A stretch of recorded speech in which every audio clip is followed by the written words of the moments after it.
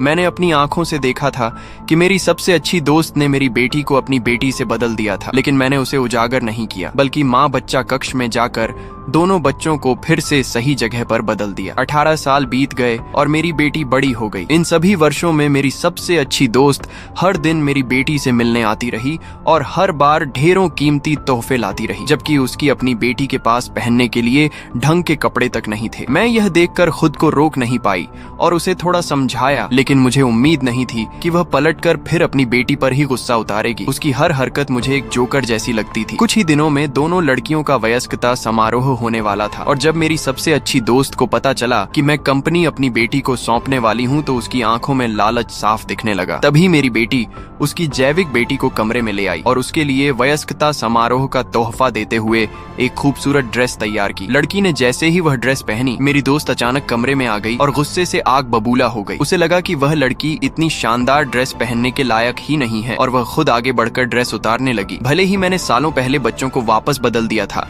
फिर भी मैं यह दृश्य सहन नहीं कर सकी और उसे रोक दिया। समारोह के दिन मेरी दोस्त बहुत पहले पहुंच गई। उसने मेरी बेटी को गले लगाया, लेकिन उसके पीछे खड़ी उसकी अपनी बेटी फटी पुरानी ड्रेस में थी। मेरी बेटी के हाथ पर हल्की सी खरोंच देखकर वह मुझ पर भड़क उठी और मुझे नालायक कहने लगी, जबकि उसकी अपनी बेटी का हाथ गंभीर रूप से घायल था और उसे उसकी बिल्कुल परवाह नहीं थी। उसका ध्यान सिर्फ कंपनी पर था। उसके भाई ने जल्दी से उसे पीछे खींच लिया ताकि उसका हाव भाव सच्चाई उजागर न कर दे। ये सब देखकर मैं बस मुस्कुरा दी। तभी अस्पताल से फोन आया कि डीएनए रिपोर्ट तैयार है। वह इतनी बेचैन थी कि तुरंत अपने भाई को रिपोर्ट लाने का इशारा किया। समारोह शुरू होते ही मैंने सबके सामने घोषणा की कि मैं कंपनी अपनी बेटी को सौंप रही हूँ। जैसे ही मैंने साइन किया हुआ कॉन्ट्रैक्ट अपनी बेटी को दिया, मेरी दोस्त खुशी से पागल हो गई। वह मंच पर दौड़ कर आई, अपनी बेटी को एक तरफ धकेल दिया और बोली कि उसके पास मेरी बेटी के लिए एक खास सरप्राइज है। मैं बस चुपचाप यह सब देखती रही, क्योंकि उसे जरा सा भी अंदाजा नहीं था कि असली तमाशा अब शुरू होने